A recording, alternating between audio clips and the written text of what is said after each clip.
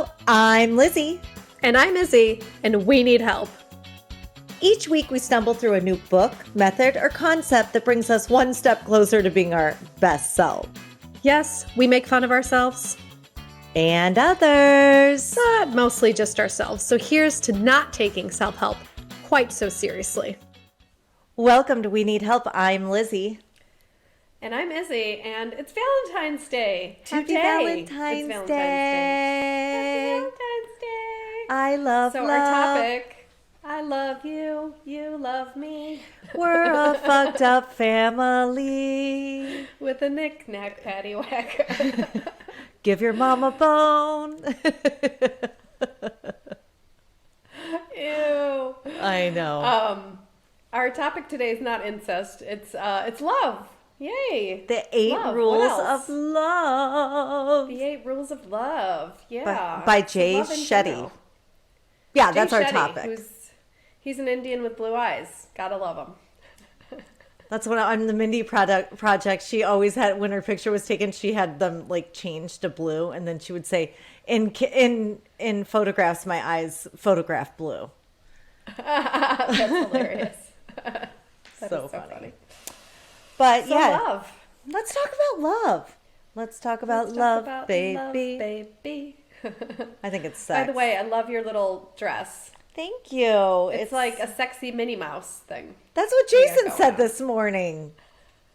Did he? Yeah, that's so funny. Is that what you were going for? Or? No, I just love it. I think it's adorable. It's my little Valentine's Day dress. It's got little hearts really all cute. over it. You look so like demure. So Thank I you. love when like badasses wear like demure things because it just looks badass. You know It's what a I'm little saying? leather Like, and lace, isn't it? it is. Yeah. It's good. Yeah, I love it. I think it's so cute. It's one of those things I love to dress up for Valentine's Day, for St. Patrick's Day, for any little thing. If you're gonna be anything, you should be like, you should be. Extravagant. No, not extravagant. You should be festive. If you're gonna be anything, be festive. Festive. Yeah. Yeah. Celebratory. Yes, of everything. I think you should celebrate everything. I love it. That's cool. But love is my number one subject. Okay. Tell me more. Well, I mean, I love love so much.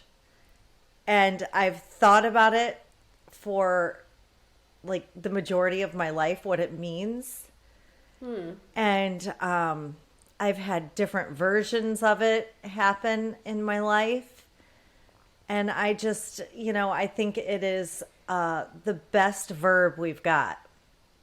Yeah. When do you think you started discovering what like it really means? Like meaning of love? Like, do you think you knew what it was when you were little? Like growing up? Like how did that evolve? Like how did your definition of that evolve? I don't know. We're so influenced by like Disney and stuff like that, like romantic love. I always wanted that like prince to come like rescue me, but also don't touch me too much.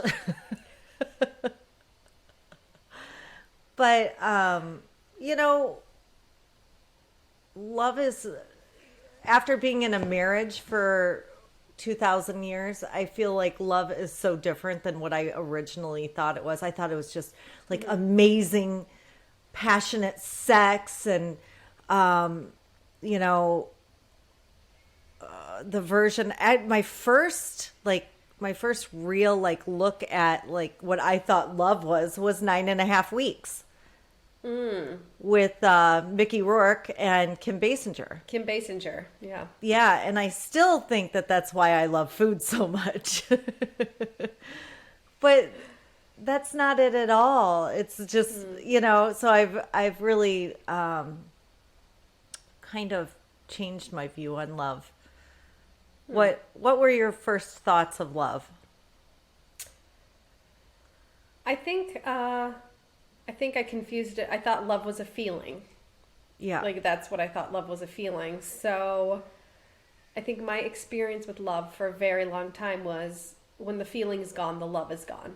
You know, And so I would, jump from one relationship to the next because I was thinking I was falling in and out of love.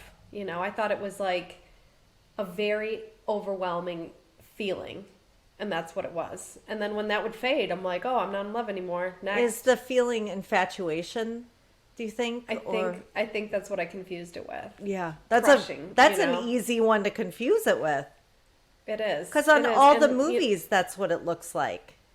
Yeah. And, so Maciek's sort of like more practical. And he's like, but it is easy to confuse the two because you get overwhelmed, like you get this hormone rush, when you meet this person. Oh, it's that's physically the fucking best. You feel it, right? So wonderful. Let's not talk about love. Let's just talk about infatuation. Let's talk about sex, baby. Love is like this boring choice that Passion. You have to make, and it's a verb, and yada yada yada. But let's talk about the overwhelming, like. Oh God, that's so fun. I love when you're like dying to get to know someone. Yeah. Yeah. But that's what you're talking about. That's what I'm talking about. Yeah. It's like this extreme, like obsession, infatuation, couldn't stop thinking about the person, throwing up because like you're not sure if you're going to be with the person or not, like that sort of thing. I've never loved anybody that much. You've never loved anybody enough to puke? Mm-mm. I've hated them enough to puke. Okay. Yeah. No, but I get what you're saying. That's yeah. Yeah. And so that was it was just completely tied to feeling. There was no choose to love, and it was all about me and how I felt, That was it. There was no partnership or anything. It was just like about me and my feeling, and once that was gone, the love is gone. Yeah. I think that in youth you get to do that a little bit, and that's the fun part is you're trying out like different feelings and stuff like that. I mean, I've met people who've gotten together at 18 and stayed together. That wasn't pretty either. Okay. Have you ever met anyone who was 18 and stayed together and are happy? Yeah, my sister Katie. Yeah. My sister Katie and her husband Walker. Well, let me just be clear. They're not always happy. Yeah. They're sometimes really fucking miserable. Yeah. And I give them a lot of credit because they've stuck it out when a lot of people wouldn't. But they're absolutely in love with each other. They have a very healthy, passionate relationship, I think. I mean, I shouldn't say that, like, just talk about my sister's sex life. Let's talk about Katie's sex life. No, but they're happy. They've worked through it. Yeah. Like, they've worked through a lot, Yeah. But it isn't, I've watched them and it's not been easy. And they're in, like, the 25th year of being together. Yeah. So I guess I never realized, and I don't know if you did, like that love is work.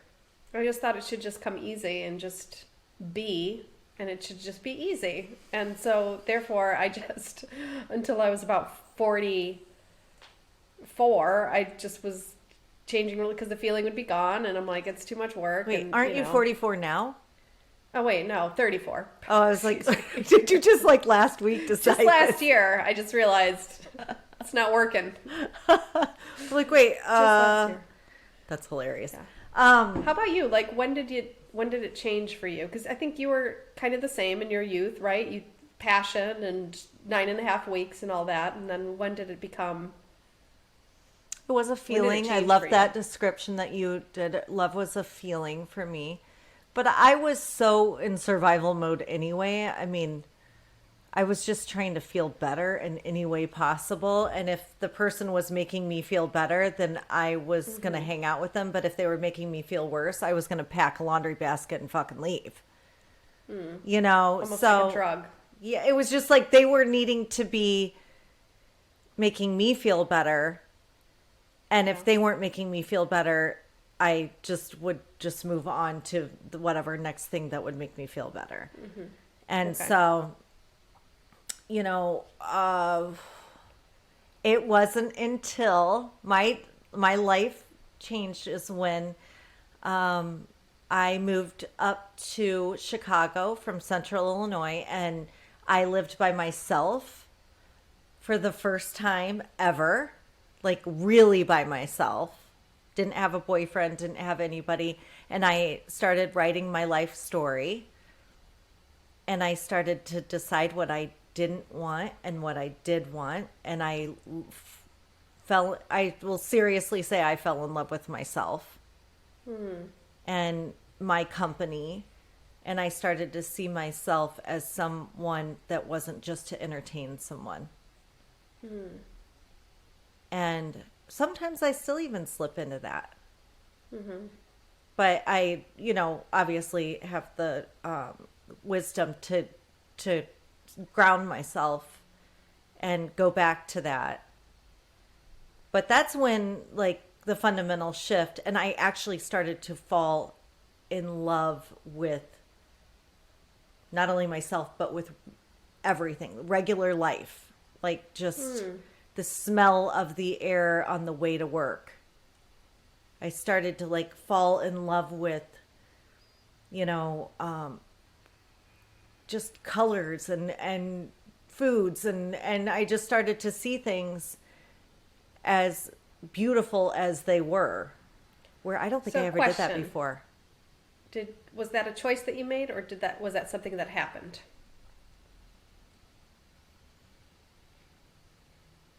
As much as I wish it was my choice, that's what happened by me being alone.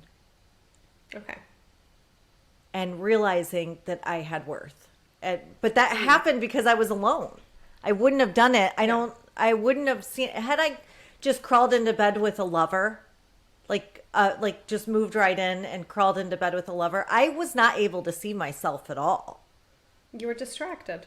I was distracted from life. I couldn't see the trees. Yeah. I couldn't see anything because I had never sat in solitude.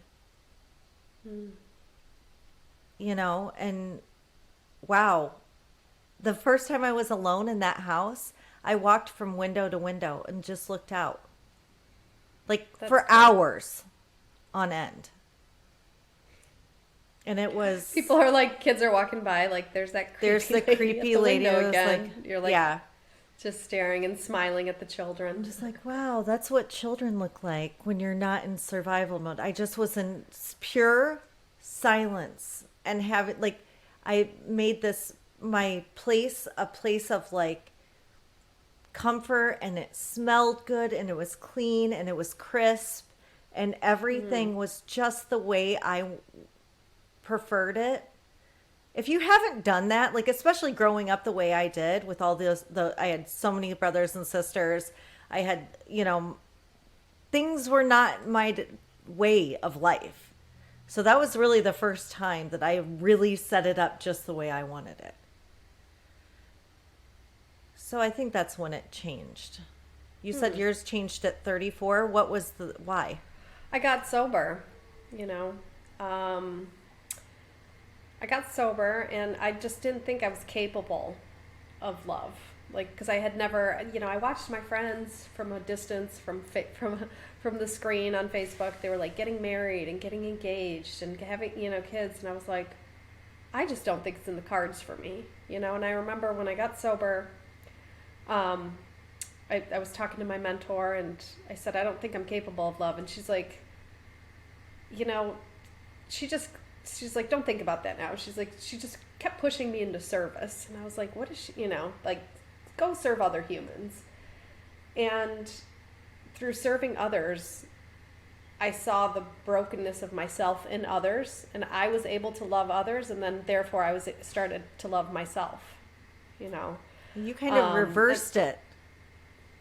I did, yeah. I love it. It was through connection, because I was with drugs and alcohol, I was isolating myself and from other humans. And they don't sell it to you like that. They don't sell alcohol like that. On TV, it's like the most social connecting. Well, what's interesting is It's a false connection. So, because you do want to connect, because I felt like I couldn't connect my whole life. So alcohol enabled me to connect, but it wasn't real. Yeah. So at the end of the day, I was just, again, alone and feeling more miserable than ever, because, so then, and I was disconnected from myself and started like getting further and further away from that. And then got sober, got into service, and, my mentor was just fantastic, because she's just like, learn to love others, and that's how you'll learn to love yourself. And so she's like, love is a verb. It's about being of service. It's about approaching that newcomer who hates herself and giving her a hug. And in giving her a hug, it's almost like giving yourself a hug. Like, oh, well, I can love you, so I guess I can love me. Yeah, I love the broken in you, so I love the broken in me. I think that like the way I was made, the way I came to Earth, is I've always been able to see myself in another. Like homeless people it's so much, like I almost can't disconnect. Like I can see that so easily happening to me. You know what I mean? Like it's just, yeah. I think that ability is, that's one of my superpowers. And yeah, you I had definitely that ability, have it. but I didn't have that ability to love myself for some reason. Like I could love others or care for others. I was always the girl defending the kid that was being bullied, and all of that. But yeah, it was an interesting process. And then I always had low self-esteem, my whole life. And again, my mentor, she's like, you want self-esteem? Start doing esteemable things. So I again, being of service, helping others. And I started really liking myself, that I have value in this world. I like who I am. I think it's interesting that you went out and connected with people, and you gained your self-worth. And I went in and wrote my story and gained my self-worth. Isn't that like... It is interesting. Yeah. It's weird. Yeah. I think that's like... we're all here, and there's different ways to get your self-worth. Do you have to work continuously on it, your self-worth? Yes. I do too. Yeah. I have it now. Like, I really like myself, but I do need reminders, and I do need sometimes, like, we all have that critical imposter syndrome, inner voice. Well, you just shows up. talked me off the ledge this morning again. I'm like so mean. 10 minutes late, and she's like, I want to die. Like, you're 10 minutes late. You're like, no, we're not like this anymore. That's, and I love that about you. You're so like good at that, of talking people off ledges. Probably because you do have a lot of people that you mentor, that you're able, like, you have those skills. That's incredible. It works for me, and I'm not even in, like, it's so helpful. Yeah. And I think part of getting sober is you look back on your life. You do like an inventory of your life, and I did a sexual inventory. And I saw all the patterns, and that was powerful. It was a Did it look inventory. like you were solving like a serial killer crime? You have yarn all over your wall. It was like, I was like, it's like a beautiful mind. Yeah, you're like, and 2 + 2 does not equal 4. Does not equal 4.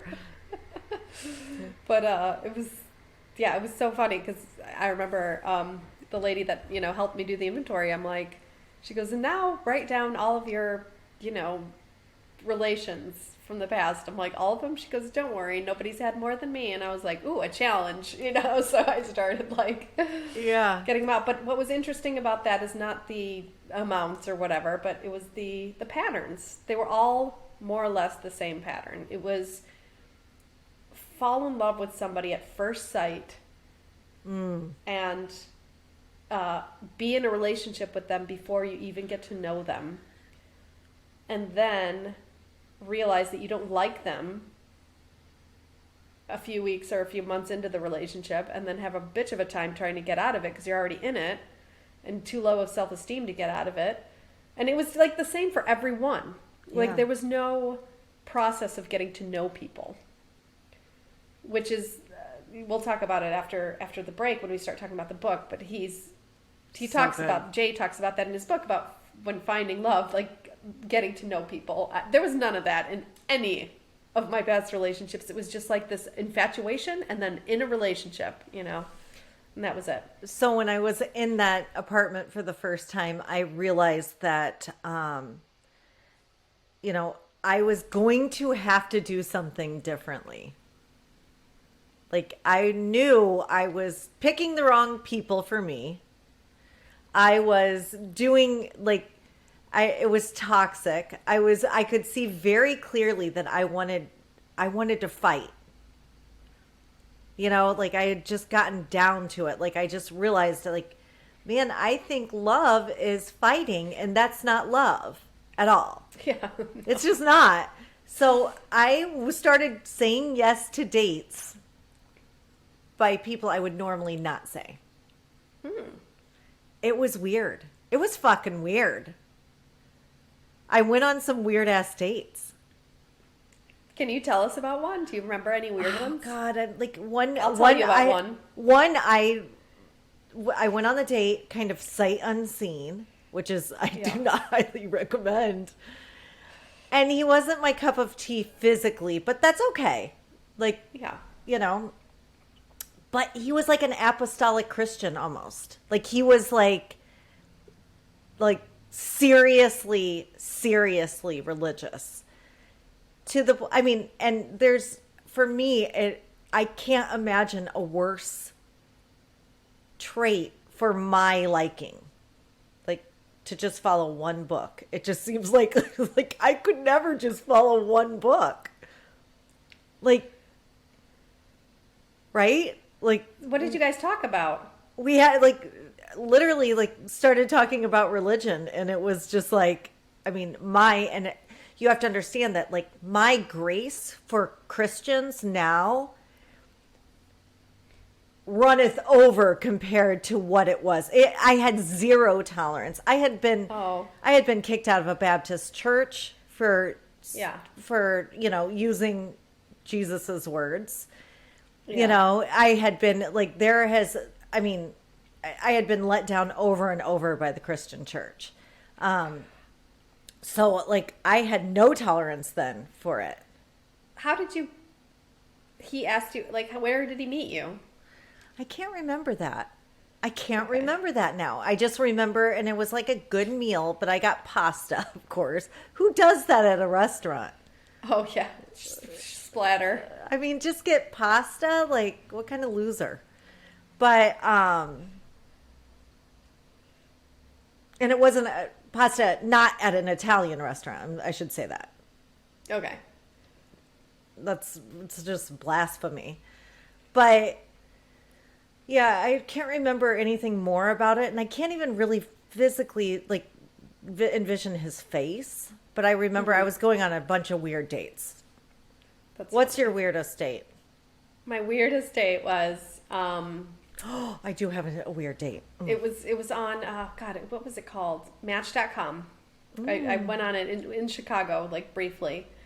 And the guy had a great face. Like all the pictures of his face were nice, and we had great banter, and we had good chat. It was great banter. And then he came to my house to pick me up, and I opened the door, and he had neglected to tell me he had dwarfism, which actually I would have been okay with if he had told me, but he didn't tell me, and I thought that was kind of weird, like that he didn't tell me. So I was surprised, but I'm open-minded. So I went on this date, and we're sitting there, and I was talking, and then he was just staring at me really weirdly. And I said, "What are you doing?" And he goes, "I'm trying to hypnotize you." And I responded with, "Into thinking that you're tall." And the day was just went downhill after that. Oh my So God. of course, I could not help myself. Yeah, but it was just like, You had to help you know, yourself. You couldn't reach it. to be fair, I don't mind. You know, I wouldn't have minded, but No. the fact that he didn't tell me, like, I you think gotta that's be forthcoming weird. about certain things. Yeah. I think that's weird. I would want to, I mean, I guess, I don't know. Is that weird? I don't know. I don't know. Maybe he was afraid I wouldn't go out with him, and you know, I would have. Yeah. But Yeah. you know, anyway. If he's looking for a girl that accepts that, like, he should probably tell the girl. And if she doesn't want to go out with him, it's probably not. The I think girl his for him, dwarfism you know? is not as much of a problem as the fact that he thinks he can hypnotize you. Right. So and not yeah. So I went. What about you? The weird. I just weird date? remembered this date. I went on a date with a kid that I went to our high school, but I didn't really know. But my sister had kind of set me up with him.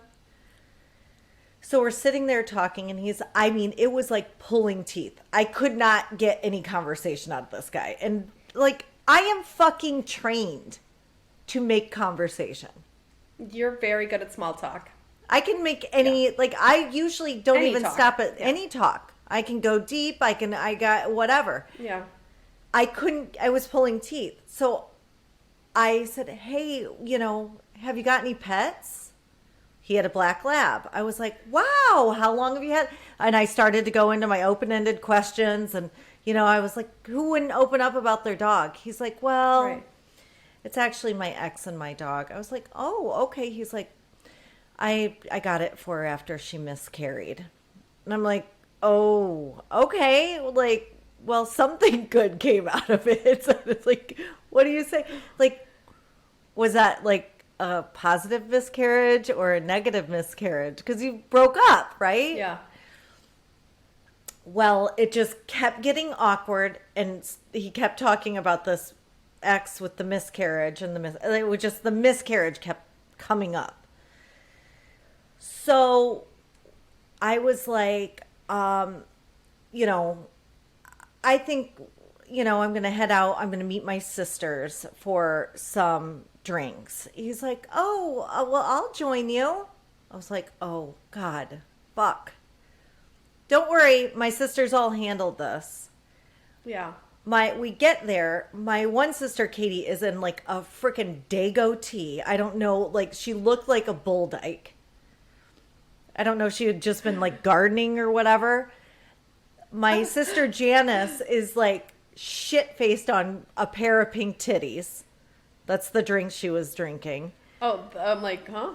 And my sister Jessica was like starting a fight with some lady. It's like, I'm like, I went up to the bar. I bought my sisters and he and a bunch of other people a round of drinks and left. A round of pink titties and left. I bought a round of pink titties and I got the fuck out of there. I'm fucking out. It was awful. It's still a my joke. gosh. It's still a joke with my sisters. I'm like, do you remember that so date funny. when you guys were a shit show? Yeah. Oh, Yeah. that's so funny. So, bringing it back to the love topic. So what about love now for you? What's love now for you? I read the most amazing quote the other day. Really amazing. And it kind of shifted my perspective as well. But I think love for me, first of all, is, and I'll read the quote in a second, but it has to start, I think it has to start with yourself, really. And there's that, RuPaul always says, like, if you can't love yourself, how the hell are you going to love anybody else? Well, if You know? RuPaul says it, it's a fact, Jack. But I think that's absolutely true, because my quality of my relationships started changing when I became really okay with myself, because I stopped using these guys to fill some void, because I didn't have a void to fill. So, there was that. And I think what I think about love is just evolving. But this quote that I read yesterday really, it got to me, and I'll share it with you and you tell me what you think. So, to love someone long term is to attend 1,000 funerals of the people that they used to be. The people they're too exhausted to be any longer. The people they don't recognize inside themselves anymore. The people they grew out of. The people they never ended up growing into. We so badly want the people we love to get their spark back when it burns out, to become speedily found when they are lost. But it is not our job to hold anyone accountable to the people they used to be. It is our job to travel with them between each version and to honor what emerges along the way. Sometimes it will be even more of a luminescent flame. Sometimes it will be a flicker that disappears and temporarily floods the room with a perfect and necessary darkness. I think Heidi that's, Priest. Yeah. I think that's sad because you are attending those funerals, but you are attending those births as well. You know, you Yeah. are bearing witness to all the good things. Like, Yeah. I think Not she says just the that sometimes it will disappointment. be an even more luminescent flame. yeah, You but know? I mean, she's really focusing on the deaths and the luggage that's being put down instead of like, I mean, I love it. I do love it. I do love it. It's just Yeah. like, it's so much more than that to me, I think, Yeah. because it's just the wins. You get to feel the wins of somebody. I think my definition of love is wanting the best for someone, even if it's not me. Yeah. And or I could really just say it more simply, giving someone the good half of the bagel. You know, never before would I have given someone the good half of the bagel.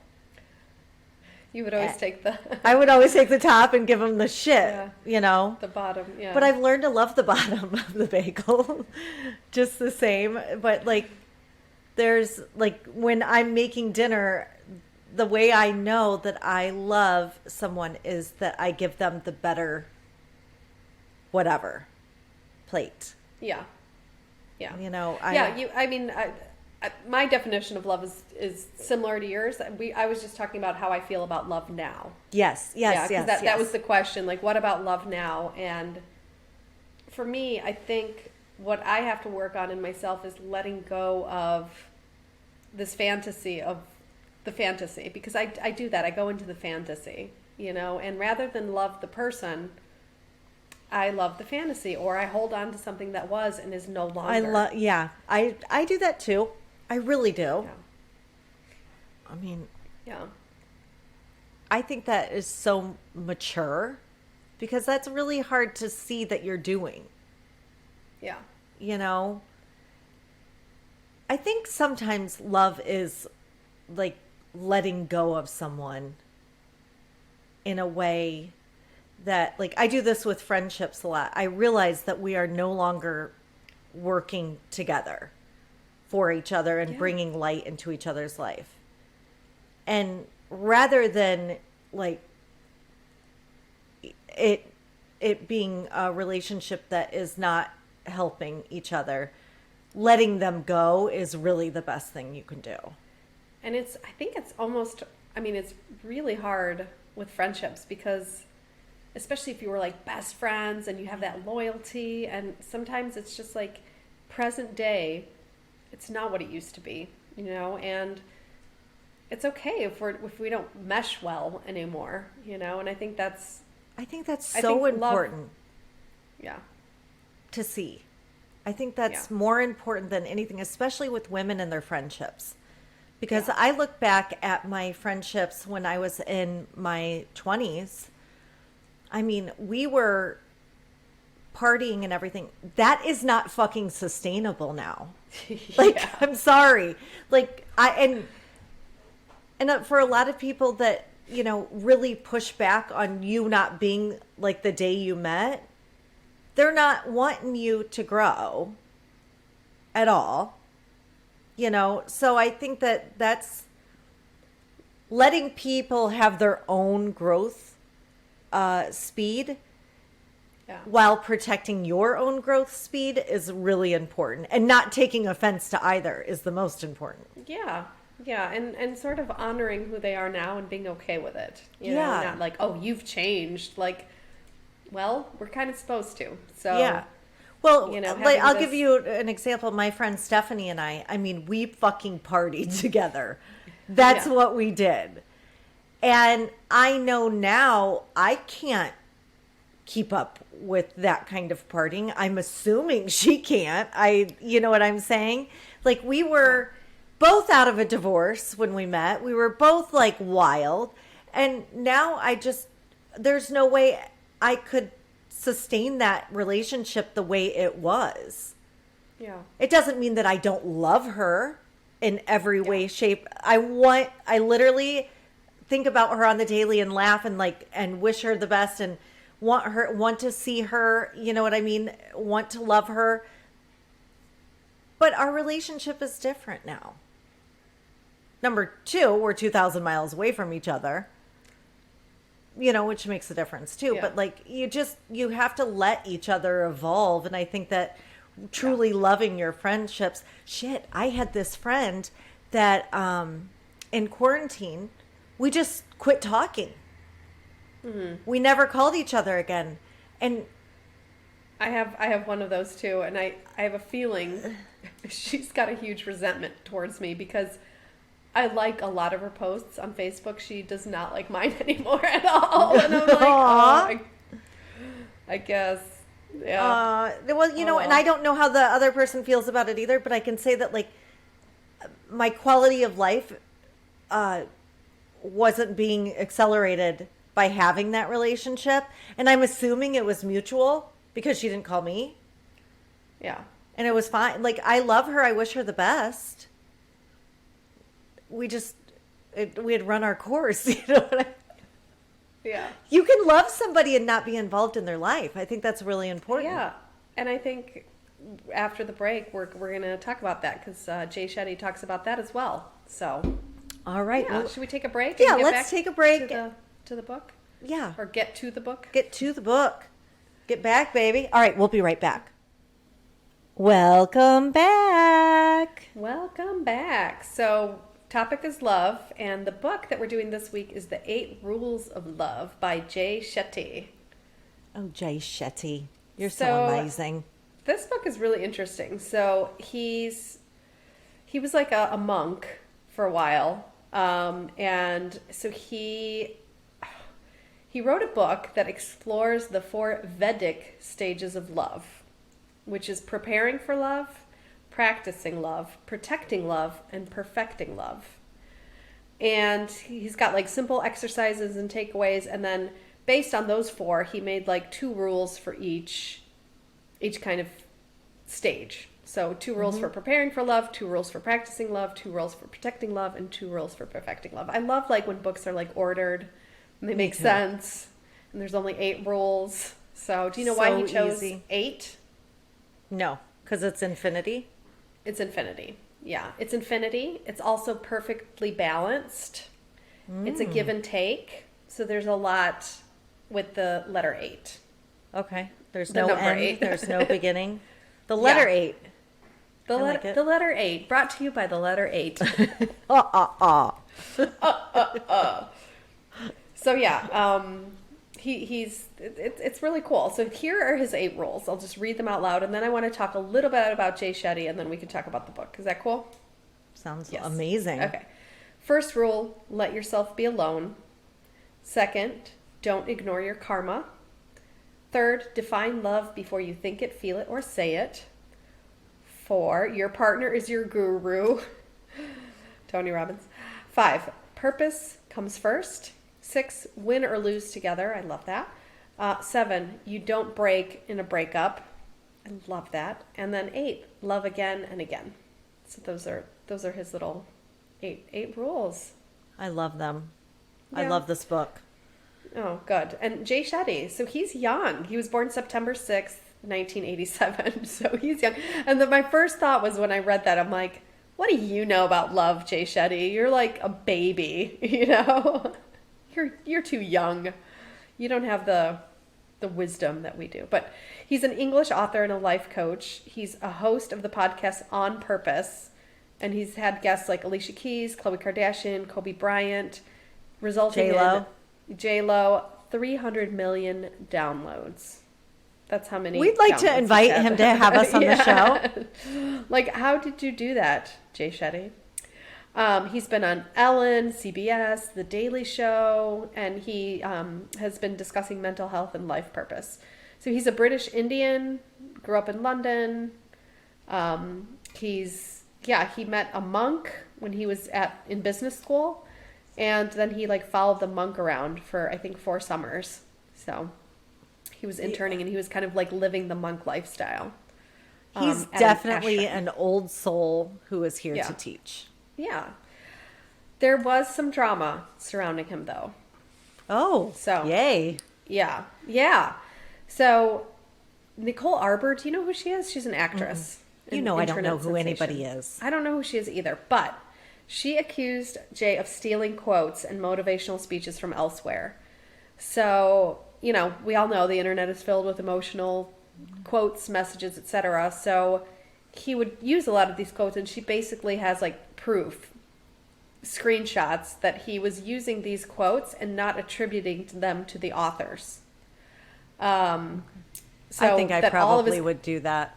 yeah, that all of his content is almost completely borrowed and not credited.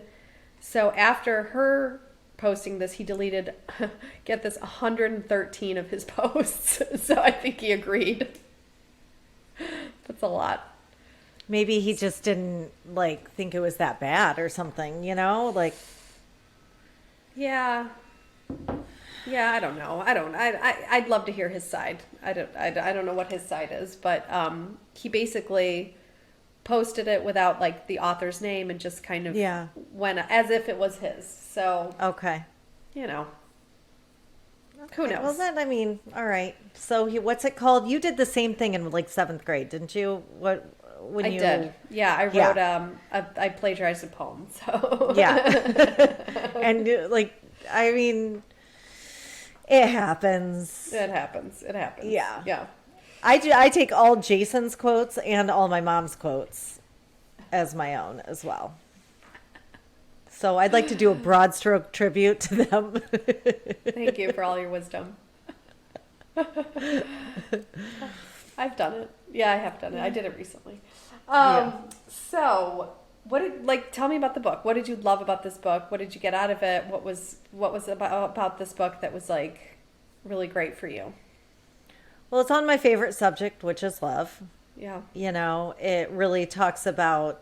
I think this would be a great wedding, like a gift for the wedding shower. I think it would be a really nice gift for people, because it really talks about letting somebody blossom on their own with you. And that's really hard to do.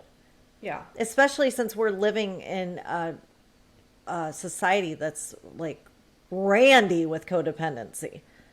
Yeah. Just reeks. And, so I think that one of the things that the most beautiful relationships I see do, they let each other thrive and they seriously respect their partner and support them and brag about them and just are in awe of them while they are doing their thing. And I felt really good about the action he was talking about. Yeah. What was how he to saying? do that. To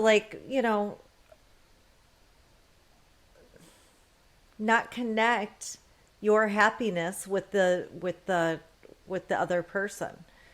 I think we need a responsibility for our own joy. Yeah. And he has meditations that help with that. He's got, different things.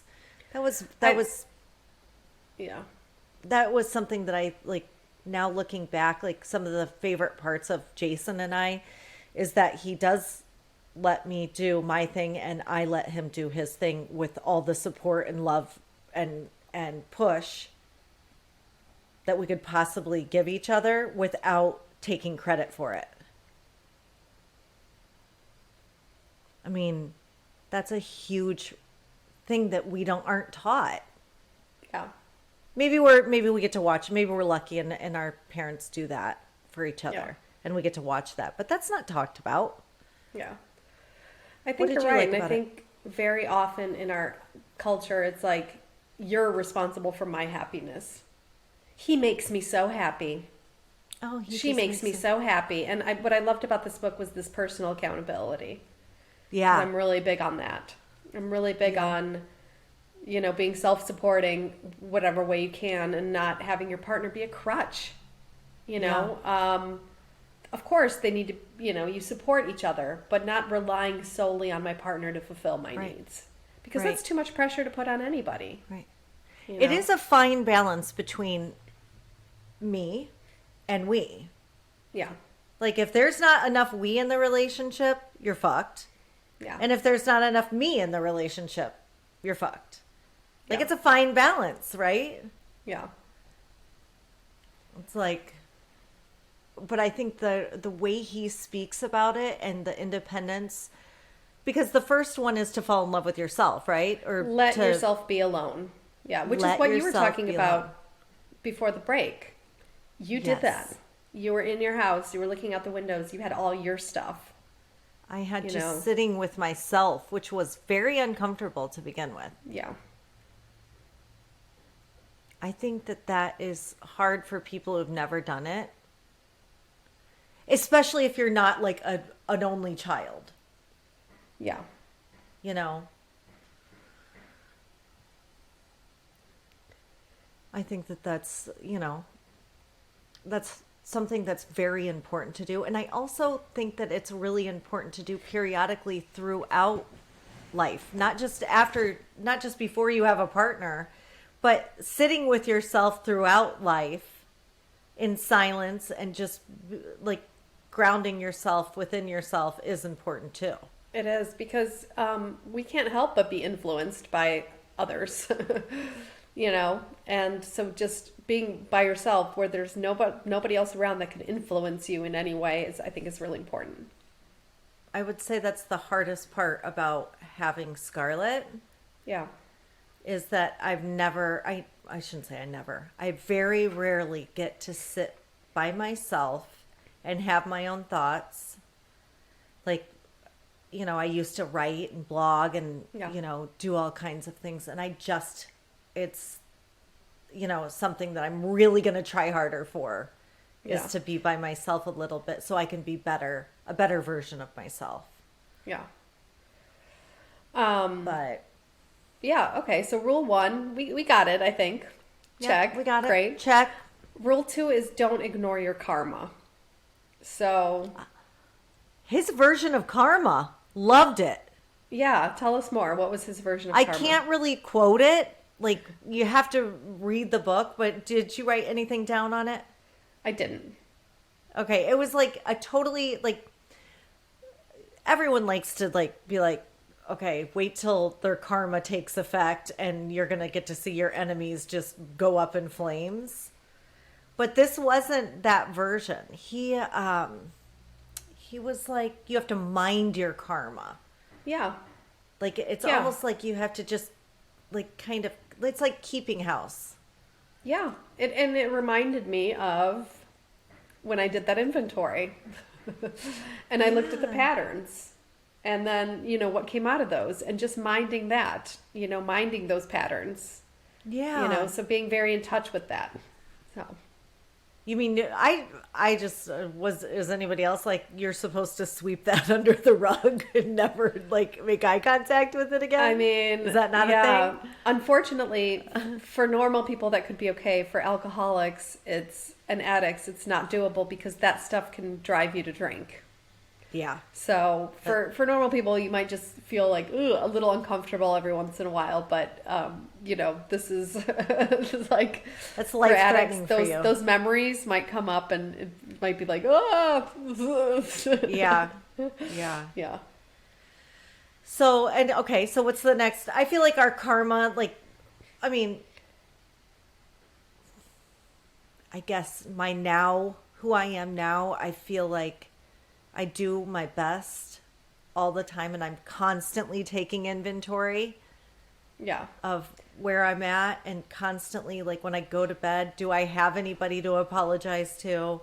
Do I, like I'm constantly nipping that shit in the bud, which by the way, isn't always easy for people because they're not used to it. Yeah. It's kind of like people are intimidated by that kind of person. Yeah. So it's been weird. Yeah. A daily karma cleanup. I love that. Yeah. Do your daily karma cleanup. Daily karma cleanup. Jay Shetty, you can quote me on that. You can not quote me on that. Just throw it out there as yours. It can be yours. You can have that, Jay. Yeah. 3 is define love before you think it, feel it, or say it, which I thought was really interesting. And really, I think that's hard to do. You know, whenever somebody says I love you, I do feel obligated to say I love you back. I do too. Do you say it a lot? I say it a lot. I say it to everybody. Yeah. Because it's true.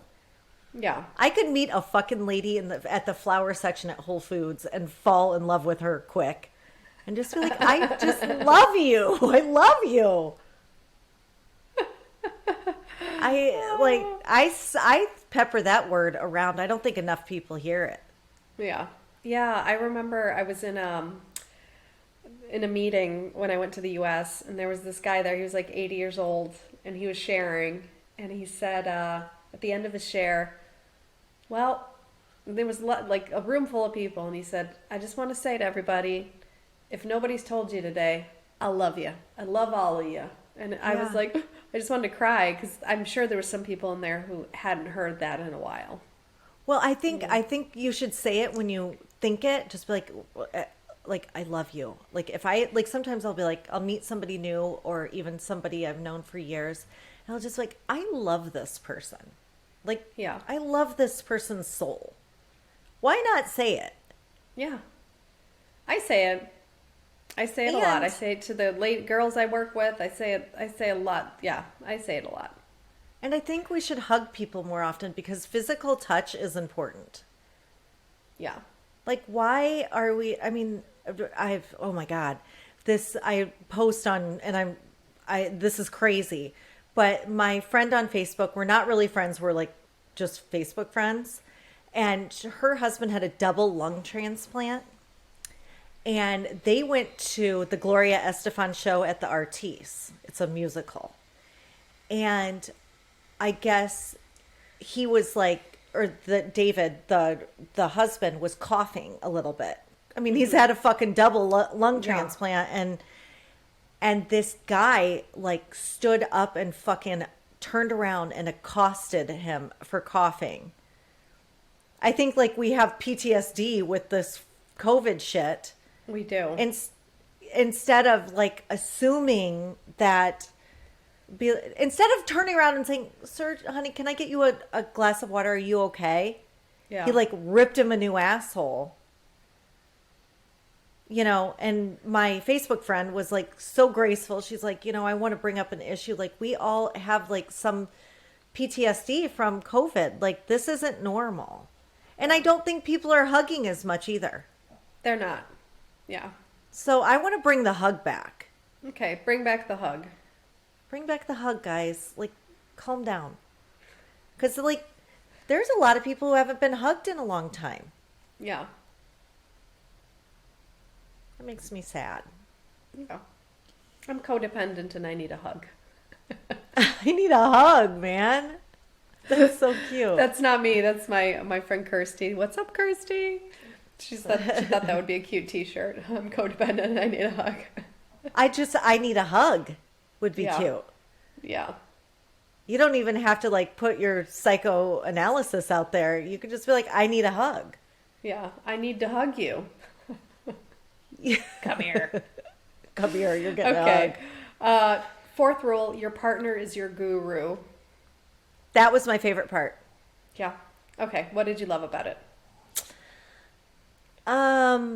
Well, I realized that I'm too cunty with Jason when I'm disappointed, and the way that I say what I want is not nice. And it never has been. Yeah. It's never changed since the get-go. And I'm going to try to be nicer. I really am going to try to be nicer. Yeah. Because like when I don't want something the way I don't want it, I'm not very good at sugarcoating things with the people that I love the most. And it should be the opposite. I should be nicer to the people that I love the most and more cunty to strangers. Yeah. If I'm going to be cunty to anybody. Yeah, it's Like, true. people- Because, I mean, you get so comfortable with your partner that you just turn in, like, you just kind of let the bitch flag fly, you know? Yeah. And that's where I remember when Machik and I first met and I first started being snappy with him, he said, we really have to watch how we talk to each other because it's going to start to get normal this way. Because when we first met, we were so polite and we kind of let it slip into being assholes to each other. Yeah. You know? Ooh. And I want to like work on that from both sides, like bring back some of that English, like being polite, you know? Yeah. I like a good fight. Like I don't. I don't. I loved the part in there that he said, because Jason and I had about 6 years of our relationship, our marriage, that we didn't fight and we didn't have conflict, and it was a real fucking mess because of it. Yeah. But I hear what you're saying. It's toxic not to have conflict, but I don't want it to be toxic conflict. I want it to be productive, good conflict. Yeah. And I loved how he said, you just align yourself and go at the problem together. Yes. Yes. It's not that you, and that's one of the things I love that Jason's always done. Yeah. And I've probably learned from him. And also working in a corporate structure, you learn how to how to handle a problem as a group. But like, he's always been really good at not pointing a finger at me specifically. Yeah. Like at one time I was spending too much on clothing and he was like, what do you think budget for clothing should be for the month? I was like, well, I don't know, because I'm not like stupid. I'm like, what do you think? Yeah. And he's like, well, I know it's not this. And I was like, oh, okay. Yeah. But I love that. He went at it that direction rather than you're spending too much. Yeah, he didn't want to make me feel bad, but he was just saying, let's look at this. We need to take it. We need to kind of be mindful about it. I love but that. I loved, that was really, I love that. And then that's one of my favorites. That's a good relationship thing. It's not me versus you. It's us versus the problem. So, and that's, yeah. That's and a good like, one. I think that I loved also in there is he's like, you pick people who are not like you for a reason. Like, you can't change, like, you can't expect them, you can't dad them into being better with things. Yeah. Or mom them into being better at things. And it's really sketch when you get into a relationship, and I've been there, where they're just trying to like school you into being a better person and change you into being a better person. You're growing together, but like separately. Yeah. And I loved that way of thinking is like, okay, we need to work on this together is such a better way of handling it than you are the fucking problem and you need to become better and you need to like, that's bullshit. That's an attack. It is. And it really also, is. It's also zero accountability for, it's not solution based. And it's not unity. Right. It's, exactly right. It's separation. It's me versus you. Yeah. It's a disconnect for sure. Yeah. And I think that protecting that connection is more important to any problem you're going to have. Yeah. And any times Jason and I have gotten in problems with our marriage, it's because we did not protect the connection. Yeah. Yeah. All right, next one. Purpose comes first. This is one of my favorites too. Yeah? I truly love this book. Yeah. How could you not? What did you love about this one? Well, I love power couples. Yeah. I love power couples. And like that's one of the things that like that's our goal. Jason and my goal is to be a power couple, have him doing what he wants to do and have me doing what I want to do, and like building this beautiful empire together. And some of the best couples I love are building empires together. They're not going to their work and coming home. They are literally building a empire together. Whether it doesn't even have to be like financial empire. You know what I'm saying? It has to be like an actual gold life that has like puzzle pieces that are going together, and you're going towards things. Yeah. Not only things, but like, goals. Yeah. And has milestones, and like, whether it be charity or I know a couple of beautiful women that are literally working towards like making things better for an entire type of person. Yeah. So I love empire couples, like power couples like that. Yeah. I love having a common purpose, for sure. Yeah. Doing something together, both working for that purpose. Yeah. So that's a good one. We have to take a second break. I'm so sorry. Okay. That's okay. 1 second, and we'll come right back. Okay. Sorry about that. Sorry about that, everybody. Just a quick costume change. Yeah, exactly. I'm in my yoga clothes now from my Valentines. Yeah. So we'll wrap it up slowly, but there's a couple. So the last rules are win or lose together, you don't break in a breakup, and then loving again and again and again. Which of those like resonated with you the most, do you think? Well, I mean, breaking up is like, I think something we need to teach our children to do with people.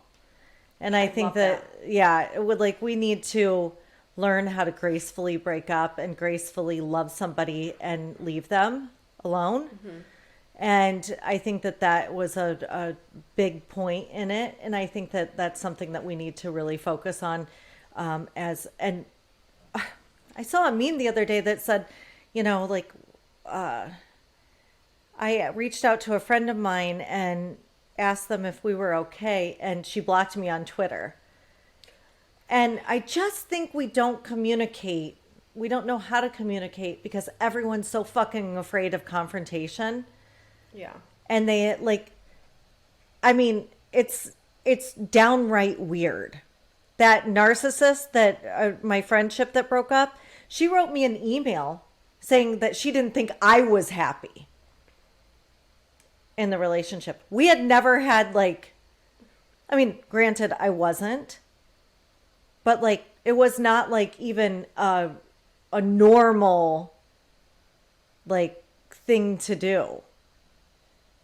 It's just not normal. Like, are we afraid of confrontation or letting people go and have it be our fault? Like that it's not working out for us?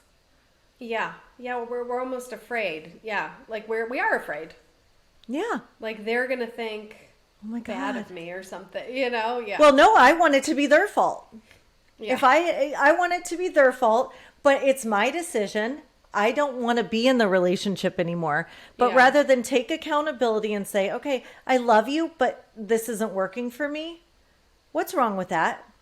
Yeah. And by the way, if you are sad because somebody is not in your life, you are not broken. Yeah. Why can't we just be sad? Yeah, and I think he talked about this a lot, that the love and the quality and what makes great relationships doesn't necessarily mean like that it lasts forever. Right. You know, it could be a great relationship that ended, Oh my God. you know, and I think that's really important, you know, because you think, oh, if it's so great, it shouldn't end, or, you know, the measure of a good relationship is length of time, you know, we've been married for 25 years, you know? Yeah. And it's, you know what? Yeah. I've seen some pretty gnarly ass relationships that have lasted.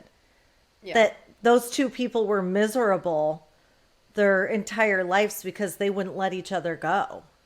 Yeah. I mean, that's pretty weird. Yeah.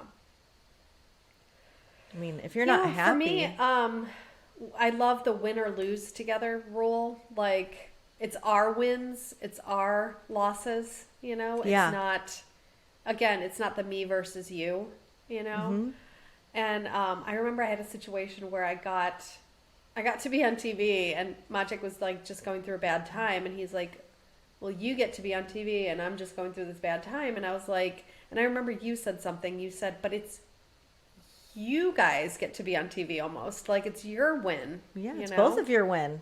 Like, it's like- both of your wins, you know? Yeah. So I just love that. Like, it's our wins. It's not just my wins. Yeah. So I absolutely love that. The ability to see outside your own experience in a relationship is really big. Yeah. You know, Yeah. having that ability to see outside what's happening just to you. And that means feeling the other person's wins, most importantly, not just their losses. Yeah. But I'm going to tell you, if you can't feel somebody else's wins, you can't, like, you don't get to experience their losses. Yeah. I've had relationships like that, friendships, where you're like, okay, they only want to be there when I'm miserable, or vice versa. It's like, no, we're going to do all of it, Yeah. or we're not going to do any of it. Yeah. And finally, this love again and again and again and again and again. Like, I love that. Like, just keeping your heart open. And it's Michael Singer, who's one of my favorite authors, always says we have a tendency when there's heartbreak or difficulties to close our hearts. Protection. And this is just about like leaving that heart open. And I tend to do that. And I'm working on just leaving it open. Like, and that's a conscious choice. Yeah. Well, and leaving it open for someone who is protecting it is very important. Yeah. And closing it for somebody who's hurting it is very important too. You know, it's like, you don't get access to my heart if you keep stabbing it. You know, you get access, like, I'll keep my heart open if you're in protection of it.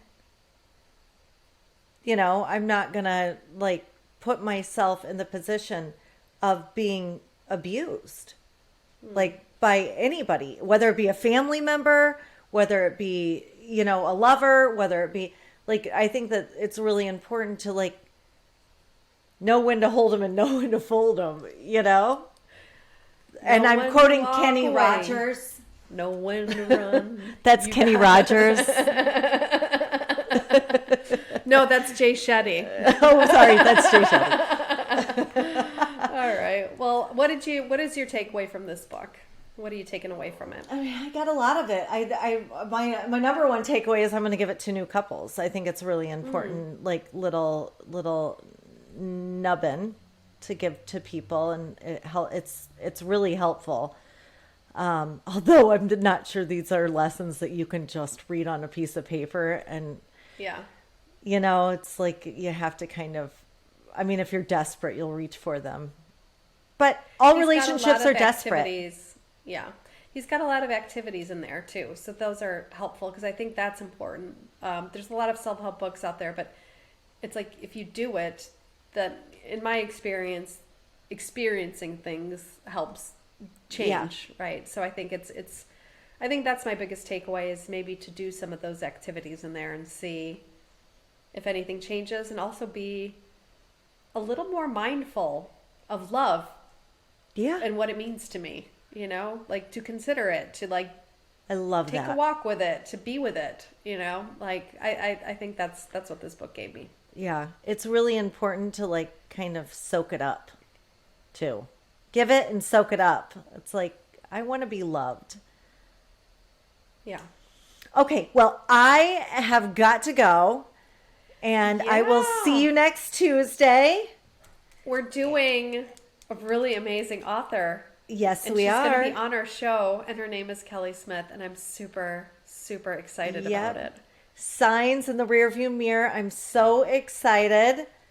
Kelly Smith, we cannot wait to have you on. Yep, it's going to be wonderful. And we're finally reaching out to authors now that we've proven that not only can we do this podcast, but we will. That's the most important part. But yeah, Signs in the Rearview Mirror by Kelly Smith. So I sampled the book and it like gave me tears. So I'm really excited. Yeah, me too. I love you. I love you, and I will see you next Tuesday. See you next Tuesday. Thanks for joining us this week on We Need Help, the podcast, the duct tape of self-help. Please visit our website, weneedhelpthepodcast.com, where you can find links to the show on Apple Podcasts, Spotify, Stitcher, YouTube, and all the others, so you'll never miss a show. You'll also find links to the books we've reviewed and our amazing store.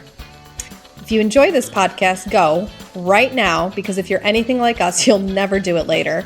Like and share our page and episodes on Facebook, Instagram, YouTube, or just tell a friend about the show. That would help us out too. Also, feel free to let us know what you need help with, and we'll try to cover it in a future episode. You can also find us on Instagram at weneedhelp_the podcast. Thank you for listening. Bye.